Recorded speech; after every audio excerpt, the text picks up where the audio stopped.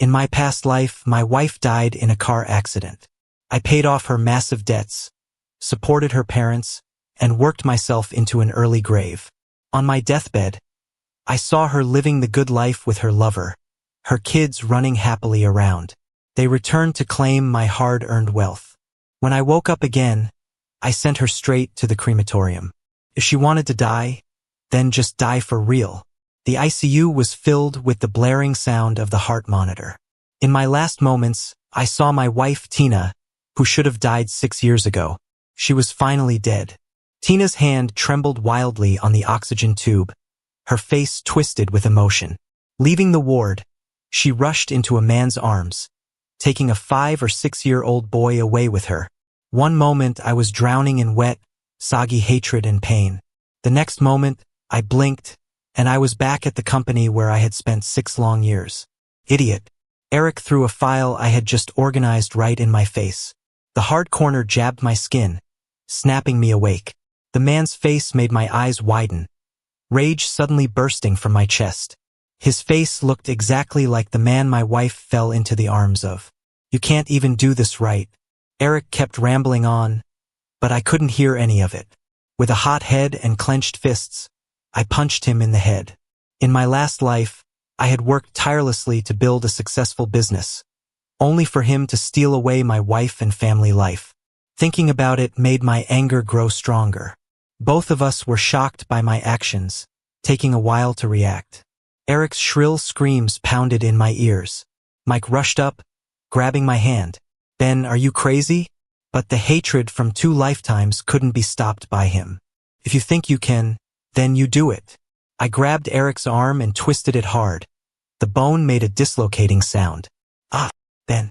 As he tried to speak, I stuffed his tie in his mouth. He whimpered in pain, unable to move. Mike, seeing things getting out of hand, tried to pull me away with all his strength. "Don't you want to keep your job?" He was disappointed, speaking with a tone of frustration. Eric was our boss, bullying the weak and avoiding responsibility, earning everyone's scorn. I had no idea when he hooked up with Tina. Chairs scattered and clattered, alerting co-workers outside. Hearing footsteps, I let go. "Next time, think before you talk to me." I kicked him hard in the face twice for good measure.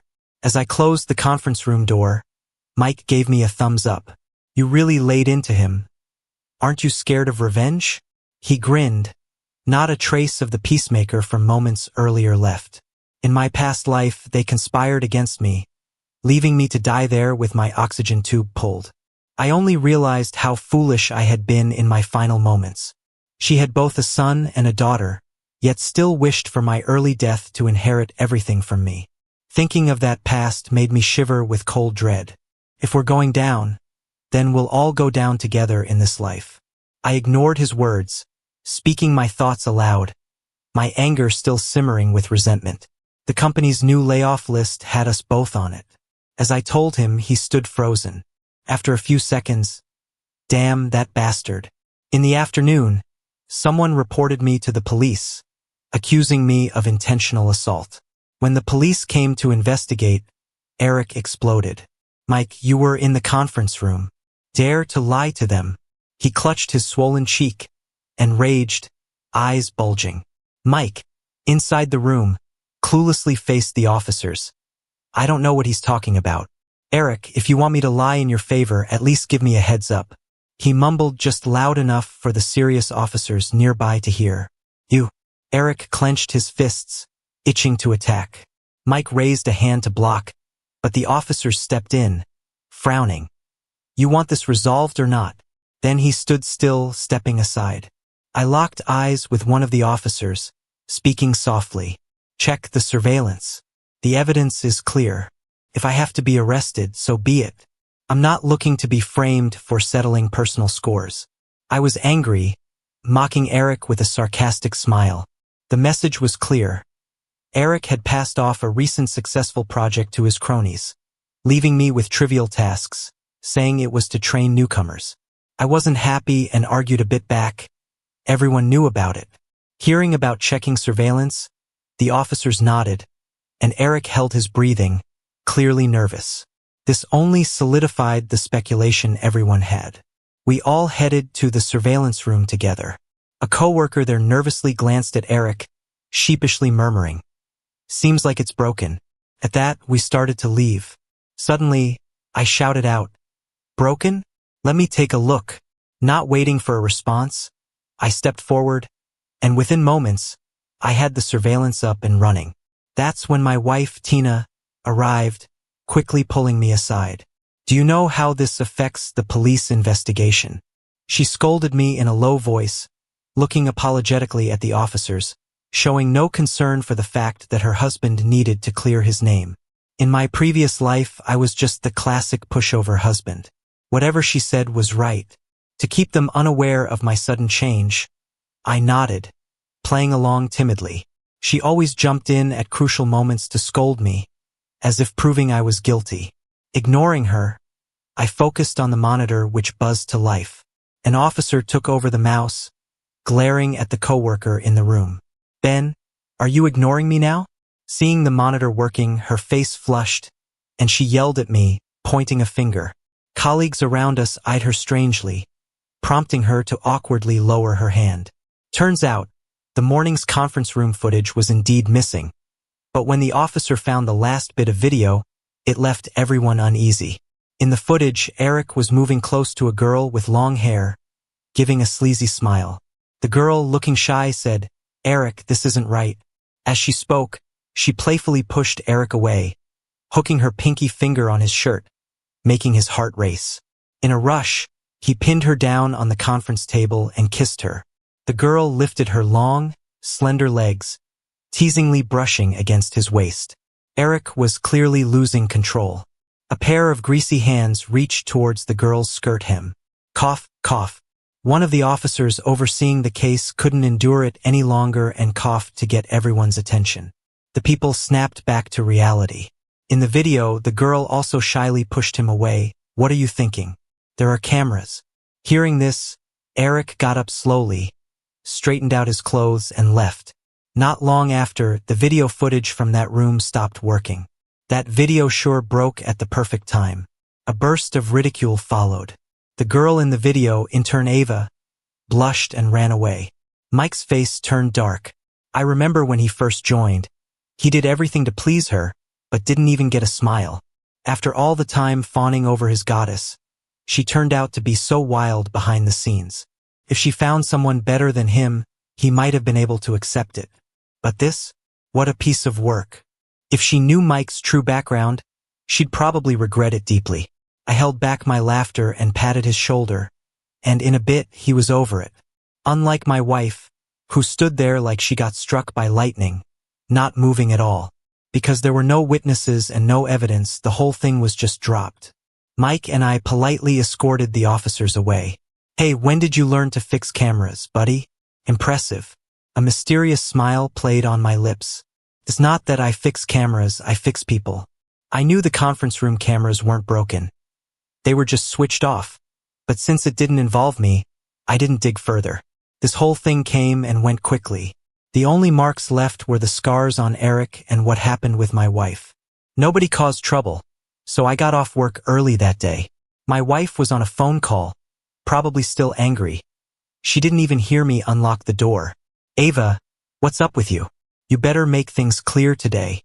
What do you take me for? Do you not love me anymore?" Whatever came from the other end. Soon she nodded shyly and repeatedly said, "Okay." Before hanging up, she made sure to give some advice. I stood at the door, exaggerating the sound of closing it, and only then did Tina realize I was home and quickly ended the call. When I came in, her expression instantly changed. "Are you deaf when I talk to you? Showing off your skills?" "Huh?" I stayed silent, and her rant continued endlessly. I've always been seen as the honest type. We hadn't slept together for a long time. That night I tossed and turned in bed for a long time. My phone screen went dark and lit up again.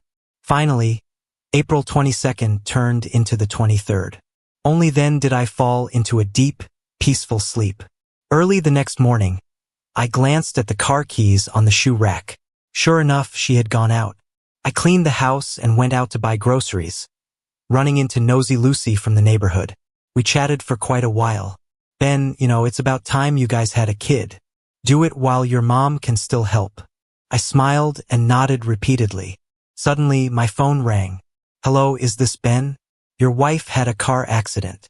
Can you come over, please? The voice was loud, and my face turned white. I froze, almost losing my balance. Luckily, Lucy caught me. I threw down the groceries and quickly caught a cab to the hospital. I was a bit curious about my handiwork. Tina was hurt pretty badly, her face, arms, and legs all bruised, her right foot in a cast, lying in bed. But her sharp tongue was unaffected. Where were you? You just got here? What happened? I ignored her and turned to ask the traffic officer. Your wife was in a serious car accident. I glanced at her. It was serious, but not as bad as I hoped. In our last life, she faked her death. This time, I really wanted her dead. I hid the fleeting hatred in my eyes and nodded. Handle it as you should. Was anyone else injured? I asked, worried. No. Tina screamed, and both the officer and I looked over, confused. We're not filing a report. She was adamant. Ben, are you not listening to me? No cops involved, it's just a car. We'll get another. This is life-threatening, we advise a rational approach. I'm not taking your advice. As he tried to speak again, Tina, with her one good arm, hurled a pillow at him. Frustrated, the officer turned to leave. I quickly tried to calm her. It's okay. We won't report it. Don't let it upset you while you're hurt. Using the excuse of fees, I left. In the next ward over, Eric wasn't doing well either. Wrapped up like a mummy and moaning endlessly. I pretended not to hear that they were together and walked straight to the billing desk. Eric had a wife and his family was pretty influential. They were likely arguing and talking divorce now. If his infidelity during the marriage were confirmed, he'd get nothing. Compared to that, what's a car? And they didn't pay for it anyway, so they could easily refuse to involve the police. Unlike what I was doing for Tina, taking care of every detail, Eric kept his hospital stay a secret, staying put despite his injuries. Even his leave was filed under an out-of-town trip. I poured the $20 chicken soup I'd ordered into an insulated container for Tina. Passing Eric's room, I saw him hopping painfully back to his bed. I couldn't resist a hint of kindness and sent Lucy a picture. Is this Eric? Why is he in the hospital alone? Doesn't his wife care? Juicy gossip always tickles the curiosity of neighborhood ladies, and soon everyone in the neighborhood knew. Eric must have done something shady. Otherwise, who wouldn't tell their wife if they got hurt this bad? We lived in the same neighborhood. His mother-in-law, Lily, obsessed with saving face, couldn't even handle a divorce quietly. Now she was urging her daughter to make a big show out of visiting him in the hospital. Eric, raising his casted hand to scratch what he couldn't reach, found himself caught right in his mother-in-law's eyes as she arrived with bags in hand. Eric, what's going on? You're seriously hurt and didn't even tell your family. Lily, with her curly hair, was in tears. Anyone could see she'd make a great mother-in-law. But Eric's wife was totally different. She walked into the hospital room with a sour face, laid back on the bed like she owned the place, and kept messing around on her phone. Eric awkwardly sat on the chair. Mom, it's nothing, he said. Nothing? What happened? Did you mess with some girl and got beaten up? She didn't miss a chance to spit out, serves you right. Hearing this, Eric's face changed instantly. No, I didn't, he stated firmly. I, standing in the corner, pretended to make a phone call at the nurse's station. Relatives for patient in bed 16 have arrived. Poor guy, hurt so bad and his wife is still yelling. Hope he doesn't get so worked up that something bad happens. A young nurse looked up at me, then went back to whatever she was writing. But after a few times, she couldn't hold back anymore, and carrying a medical record, headed for the room. She took a few steps before she frowned and went into the room with a stern face. Relatives of the patient in bed 16, your family member was in a serious accident on the highway. He needs to rest and recover from multiple injuries. I thought maybe this would make the wife feel sorry. But instead, Lily exploded. You told me you were going fishing and ended up on the highway? She yelled.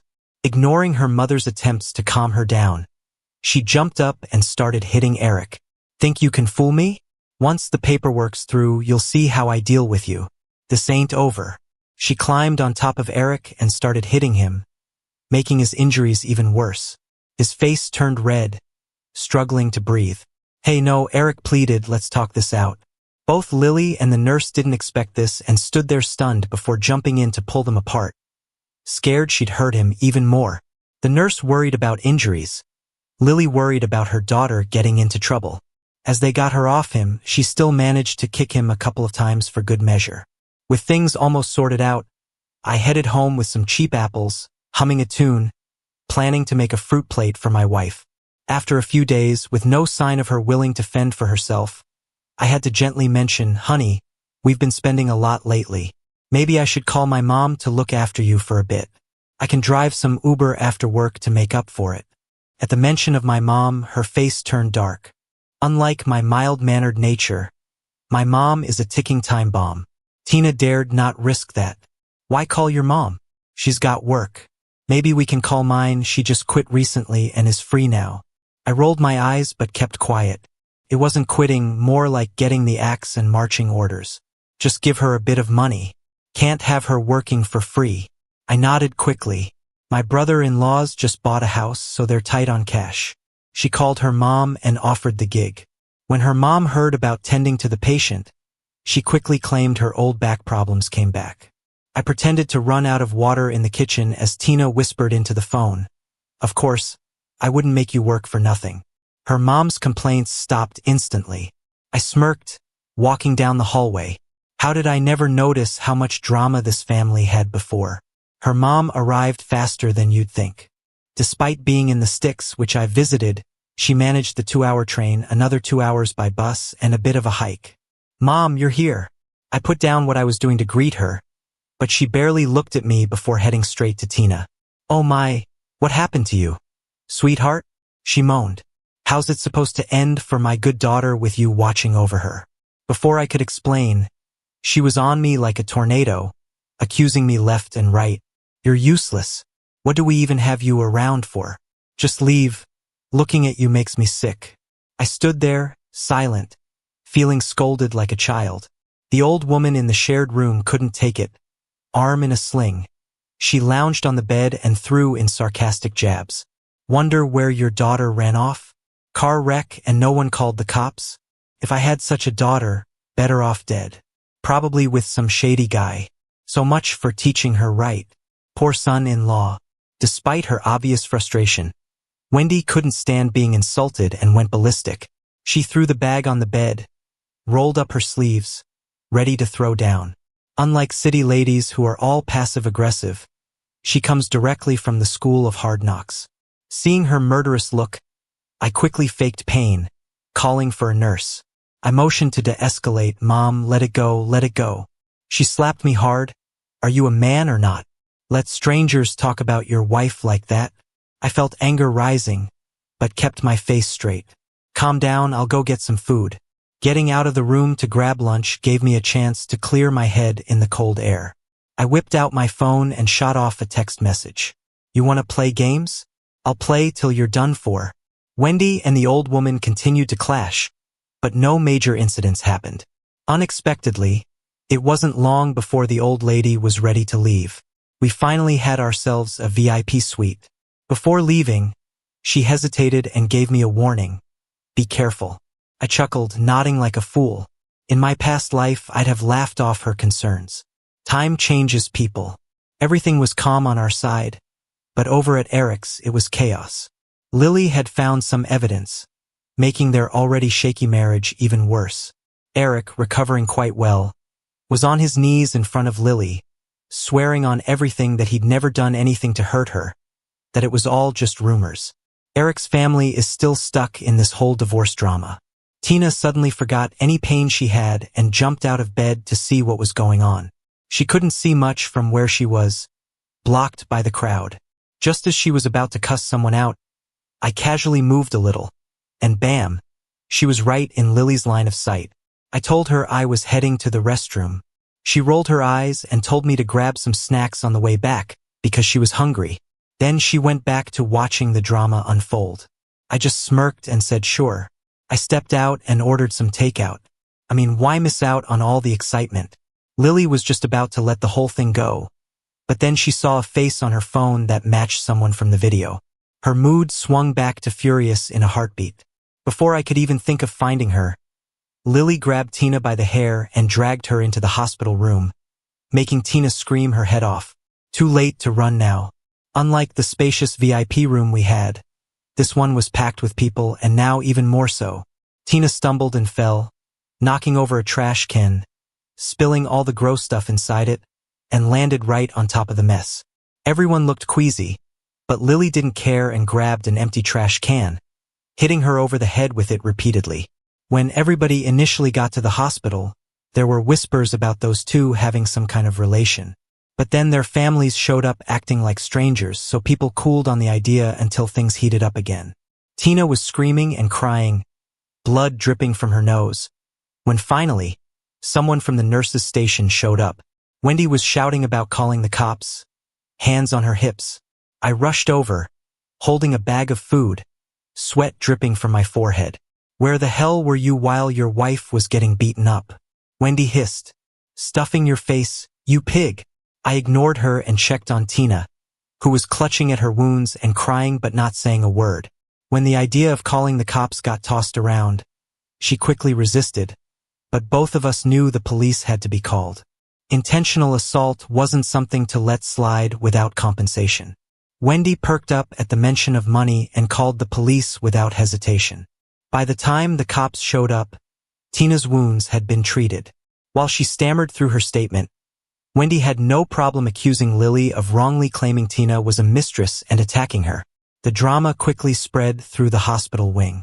Lily, now pumped up again, was wisely held back by her family. False accusation?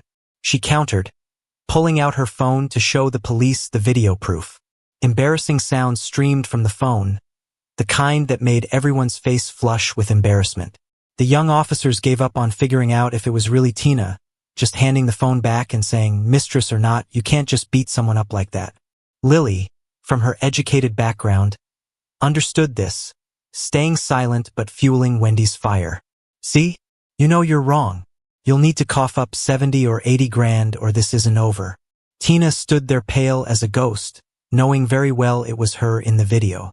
Some bystanders had a peek at the video too, their looks evolving from confusion to mocking in seconds. Public shame hit hard and fast. Tina suddenly snapped and bolted for Eric's hospital room. Eric was pretending to be asleep, a scared man lying in bed, but seeing Tina rush in, he couldn't even muster a word. Eric, say something.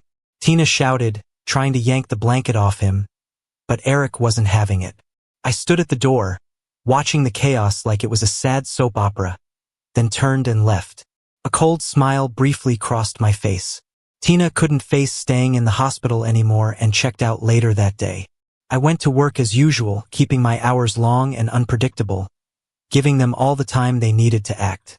At first, her mother would play cool, ignoring me like I was invisible, but then one day she suddenly got all friendly.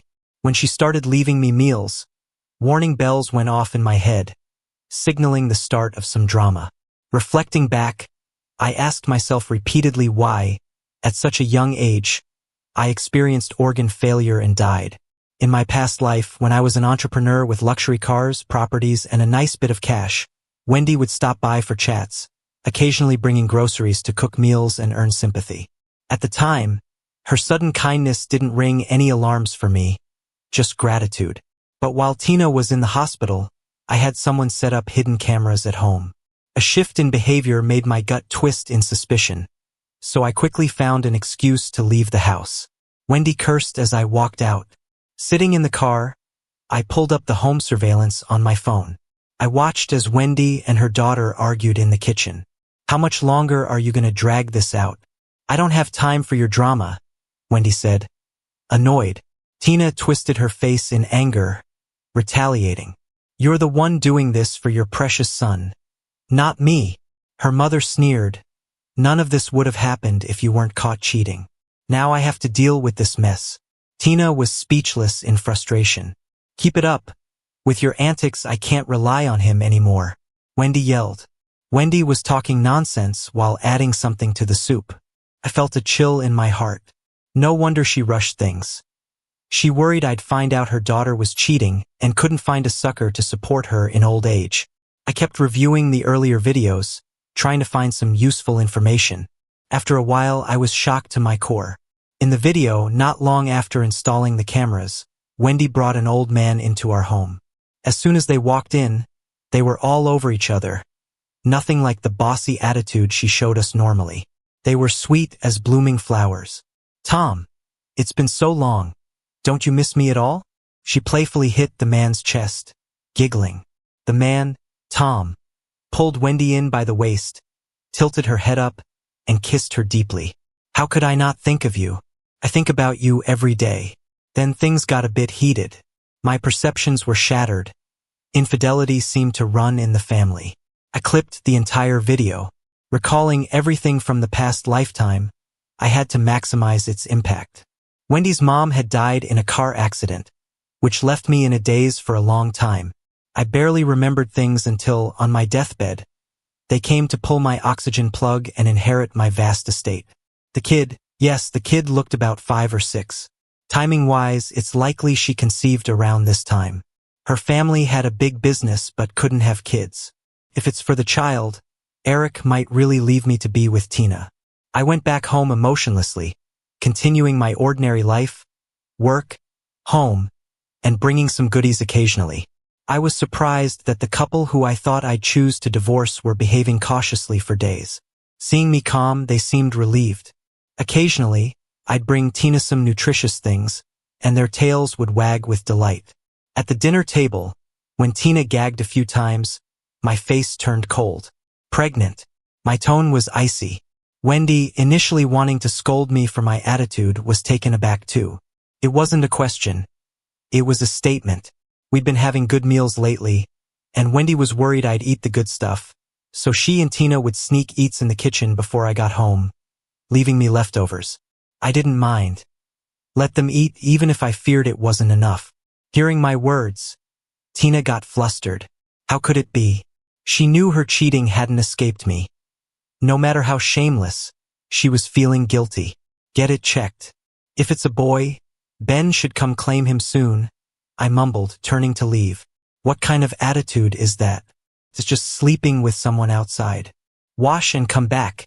Isn't she still your wife? Wendy set down her chopsticks, her words cutting. When I mentioned Ben, it seemed like Lily's angry face popped into Tina's mind. No, it's not like that. You've got it wrong. She hurried to grab me as I was about to leave, but her explanation even she felt was weak. Maybe using too much force, another wave of gagging hit her. I stormed out, going straight to Ben's place. Bang, bang. I pounded on the door, and inside someone kept shouting, "Coming, coming." When Lily saw it was me, her face dropped. "What are you here for?" "Ben," I said. Since that mess, he got fired from the company for damaging its image, and his layoff list wasn't approved. They hadn't left their place in ages. Hearing me, Ben emerged from the back, half naked in beach shorts, his face bruised and purple. Seeing it was me, he quickly retreated to the room, but it was too late. I pushed the door open, grabbed his neck, and yanked him back. He stumbled and sat on the floor. Don't hit me, don't hit me. I know I was wrong. I won't do it again." Begging for mercy, I ignored him, continuing to drag him out. We reached our building, and I took a small megaphone I borrowed from the store. "Eric, Tina is pregnant. If you're a man, take responsibility now." Lily, who had caught up with me, just froze in place, unable to hear anything else. Lately, Eric was trying to patch things up when he realized Tina wasn't trustworthy. He left her and went home. Unexpectedly, this happened. He stood stunned. Tina's parents, protective of their daughter, had bought a marital home in the same neighborhood. Eric, the son-in-law, had benefited spending time with Tina. Tina's mother, on hearing this, rushed over and slapped her son-in-law twice. Eyes glaring wide, she declared, "You have to get divorced. Leave without taking anything." Eric's situation wasn't great, or he wouldn't have tried to grab my wealth.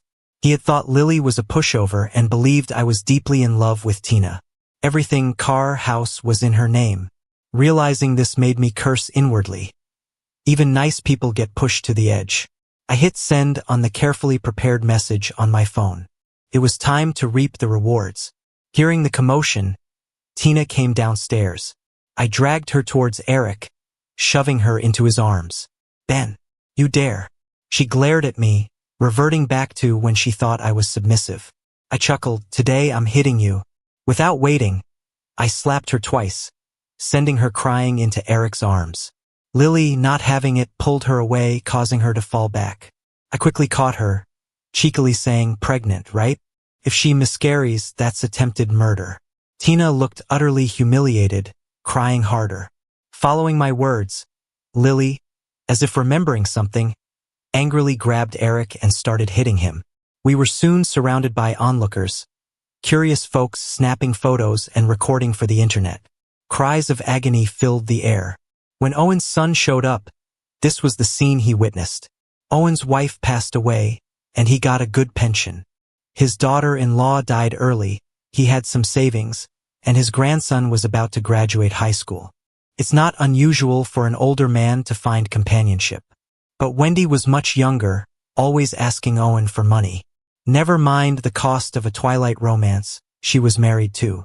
Once Owen's kids found this out, they weren't happy and went straight to confront her. Not being faithful runs in the family. Owen's sons, not ones to be messed with, showed off their tattoos. Wendy stood there, unfazed, despite her shaking legs. When she found out someone asked for her, she tried to slip away but was too late, pushed out of the crowd. Owen's oldest son didn't hold back, slapping her twice, making her scream. Wendy, who was always pampered, wasn't used to this treatment. She turned to me for help, but I just stood there, smiling. She realized instantly, "Ben, you brought them here." She couldn't figure out how I knew things her daughter didn't. She collapsed, crying, lamenting her fate. How could this happen to me at my age, trying to help my daughter and now shamed? When Owen's second son heard this, he pulled out his phone and opened a video. It was like the hospital scene from a few days back played out again. Everything went silent. Even Tina was wide-eyed. An older lady being so loud was shocking. Wendy turned red, tried to grab the phone but tripped, dropping it. The video kept playing, so she tried stamping on it to destroy it. But a new phone costs $1,000. Wang air-eyed her, asking how she'd pay.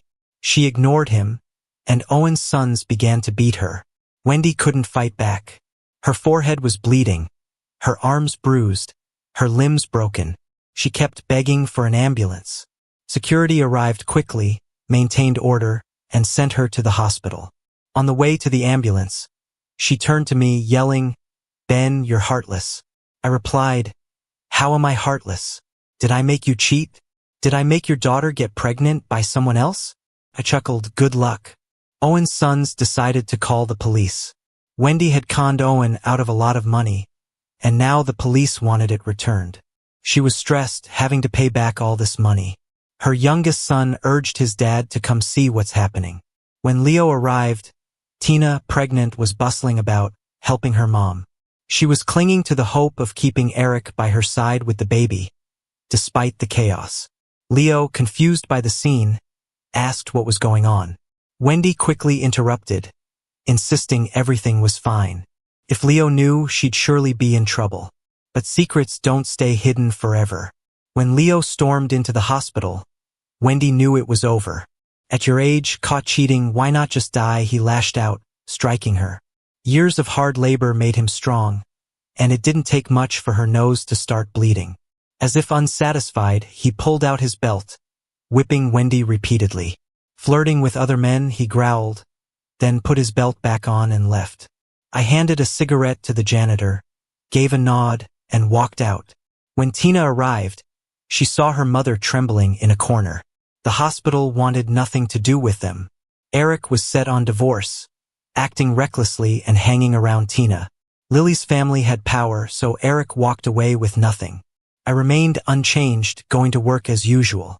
Knowing what lay ahead helped me start a business with Mike. Eric was restless. Seeing I wasn't divorcing, he tried to repeat the past, running with Tina. Wendy stopped them, saying if they didn't help her, no one would be happy. She knew I wouldn't assist her. Tina finally came wanting a divorce. Her arrogance was gone. Okay, divorce, but you leave with nothing. I casually flipped through papers, looking at her, worn out. Why? She demanded, slamming a hand on the table. Smirking, I said, because you cheated. Because you planned murder and you're about to get some jail time. Imagine being locked up. What about your child? With both parents in jail, he can't even take civil service exams. Think he'll resent you? Stop, I'll sign. Overwhelmed by recent events, she broke down, covering her ears, screaming. She signed the papers, leaving everything behind.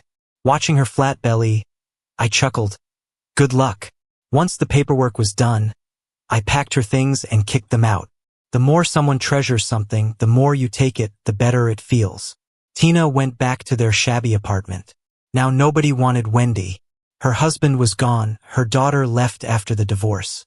She tried calling her precious son, who hung up once he heard her voice. Trying again only got a busy signal. She was utterly alone. With a 5-month pregnancy, not big, but noticeable, they couldn't let go.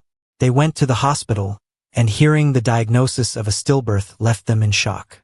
How could it be a stillbirth? Eric staggered back to his apartment, still in a daze. He got a notification from my video surveillance. His mother-in-law had given Tina a secret potion to help her conceive. You drank the potion, Eric screamed, yanking her out of bed, completely forgetting she was pregnant. No, I didn't, Tina desperately explained. It was just a normal prenatal medicine. But Eric had lost it. He blamed her for everything, claiming she had caused harm to their child. All his bottled-up frustration was unleashed on Tina. Then he saw the blood between Tina's legs and panicked. Fearful of being accused of murder, he took her phone and locked her in the house. Help me, Tina rasped, but all she heard was the sound of the door being locked. Tina resorted to a desperate measure. She set the house on fire. When the rescue team arrived, they rushed the barely conscious Tina to the hospital. It was too late. She had to have a hysterectomy and would never be able to have children again. For Eric, a Tina who couldn't have sons meant nothing. He thought about running away, but Tina was frantically searching for him. The love and sweetness between them were gone. Tina took Eric to court. I took Tina and her mom to court too. It was all for attempted murder. On trial day, she weakly accused me. It was you, wasn't it? But no one believed her. Her mom had picked the herbs herself, ground them up, and Tina had gradually added them to the food. Every time Wendy left food for me, she included it. The evidence was undeniable. Tina couldn't talk her way out. The judge started the sentencing. Tina was found guilty of attempted murder and sentenced to 25 years in prison, effective immediately. Wendy was also sentenced to 25 years for attempted murder. Eric was on the run. Her organs were failing, just like my situation before. The good luck was that, as a pregnant woman, her baby absorbed most of it. She probably never realized I had switched the concoction. Hopefully, in the next life, her child would find a better family. After they caught Eric, I visited him and told him. The son he dreamed of was killed by them. Tina and Wendy could never have come up with such a scheme. Every detail reeked of Eric's plan. Eric lost it, accusing me of being the murderer in front of everyone. The doctors had to sedate him. No, it's not related to me, I said. On the day of the car accident, the vehicle needed a maintenance check because something had accidentally dropped into it. Tina had agreed to go out with him to repair their broken relationship, preferring to travel in our car to avoid Lily's suspicion. Speeding on the highway, debris got through the oil filter, causing the car to lose control. In a sharp turn, they chose to hit the wall. Guilty and unscathed, they decided not to report it, thinking they could cover it up. Instead, it blew up. To his dying day, Eric never figured out where he went wrong, or maybe he did everything wrong. My and Mike's company grew bigger, so I quit my job to fully focus on it. Mike was the boss's son with money to spend, and I was a computer science genius who hadn't let my skills go rusty. Together, we were unstoppable compared to before. People kept trying to set me up with women, but I always said no. Maybe because I hadn't met anyone who really captivated me. Making money was more important. That was until Mike introduced me to his sister, who had just returned from studying abroad. The moment we met, I understood that loving someone isn't about always agreeing with them. It's about wanting to give them your all.